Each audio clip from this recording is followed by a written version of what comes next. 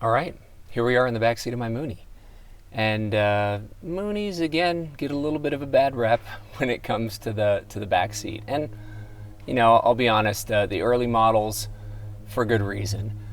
With the seats all the way back, there's really no room back here. The seats sit right up against your knees, and, you know, that would not be a comfortable place to fly. That said, though, pilots rarely fly with the seat all the way back. And I find, I'm 6'3", even with my seat in the position that I usually fly, there's enough room for a child, no problem, and probably an adult as well for a short period of time to fly back here. I usually fly with 2 people, you know, max. I occasionally fly with 3. I have fit 4 people in here, but it's really only for short trips. The way to fly it is really a 2-person aircraft.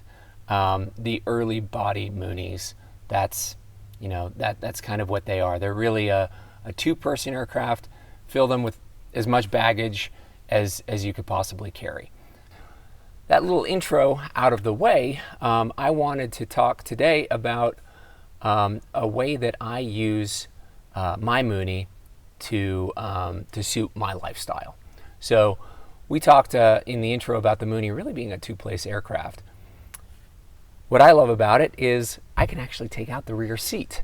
So what I'll do today is kind of walk you through how I remove the seat in my Mooney, what it looks like with the seat out, the capability that gives me, and we'll talk about some of the potential legal ramifications of doing this. So without further ado, I will try to walk you through how to remove the seat in a Mooney and really open up a more utilitarian category that maybe you hadn't previously considered about an early model Mooney. So hope you enjoy. All right, so to remove the rear seat, there's really 4 attachment points that you need to consider. So we'll start at the bottom here and then work our way back. So on the bottom of here, and again, I can't promise this is the same for everyone's Mooney. This is how mine is, and I hope it helps you with yours. Underneath here, if you lift up this flap, I have a rod that is attached to a number of clips in there, and you can actually just push the rod down and get that loose, and that loosens up the fabric for this whole seat that just essentially flips up on top of the seat. Moving up now, you really have to worry about the 2 bolts on either side here. You can actually leave the center seatbelt just attached. You don't have to do that. Just unhook them, leave the center you know, seatbelts here. You don't have to touch those. Just do the 2 outboard seatbelts, and the bolt that holds those in also holds in the seat back. Moving up top here, you have 2 bolts hidden away on either side. Hopefully you can see that. And then the same on this side. I find it's easiest to remove these bolts with 2 long sockets. So I kind of double wrench from the front and back with a nice deep socket. And then the last one you'll need to consider is up and over in the back here. If you peel up the carpet from the corner and pry it back, you will see there's a handful of Phillips screw heads in here, and that essentially keeps your baggage, it extends your baggage area back here. The baggage area would actually end right about there if it weren't for that little aluminum extension that essentially just compensates for the rake in the seat back here. So that's all that's to removing the seat, and I'll try to walk you through the process as I do this now. All right, so first things first, I find it's easiest to remove the seat bottom.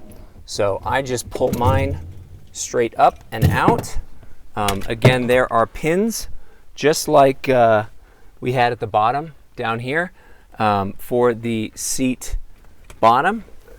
And once I get that out, then I can easily unclip the pins on the bottom down here, and then the whole seat bottom just comes out pretty easily.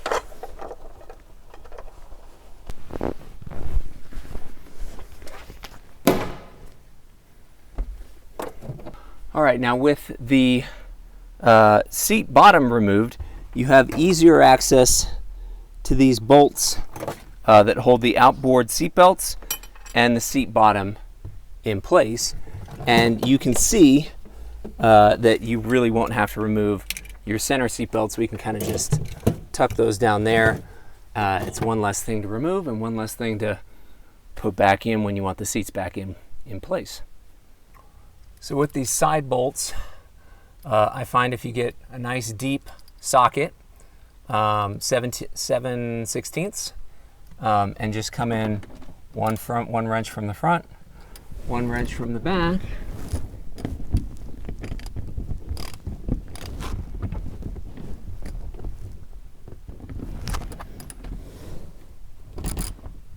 and you can just double wrench this bolt loose.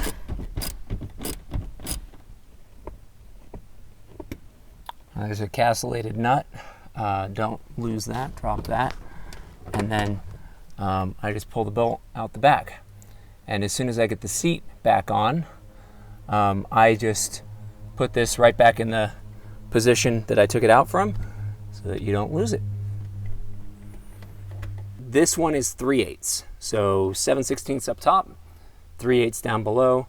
I come at it with this combination, a nice ratchet on one side and a spanner, if you will, to hold the nut in on the other side as I work. So grab the nut,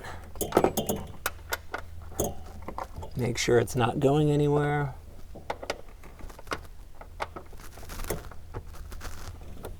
Get the ratchet on and slowly work this off of here.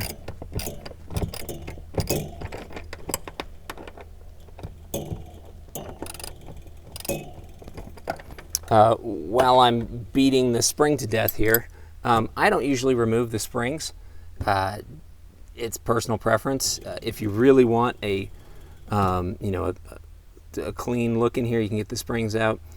But I leave the middle seatbelt and I leave the springs in for my purposes. All right, so here's what it looks like with it all removed. You've got the seatbelt with the eye in it, the bolt that came out of it. That goes in one side. There is a spacer that fits over this and sits right in between the seatbelt there. And then the nut on the other side. So that's how it all goes back together, and obviously the way it comes out as well. So it's just a pain due to how confined that space is back there to work on this. All right, now the last order of business back here under the carpet are about 5 Phillips screws and 2 3/8 bolts holding the baggage straps back here. So you'll see this once I get the carpet up. Yeah, so we got the 2 bolts holding the baggage straps and 5 Phillips screws. So I'll just go ahead and zip those off of here.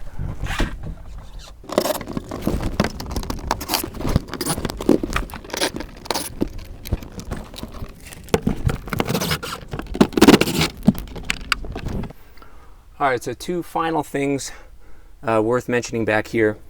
This air vent has a hose clamp that clips onto the bottom of that aluminum flange that we undid on the back there. I usually leave mine pretty loose, but if this is the first time removing your seat, you may have to loosen that up to get that off. And lastly, I like to keep access to my baggage tie downs even with the seats removed. So I just go ahead and zip these these two bolts back in that we had removed to get the seat out of there.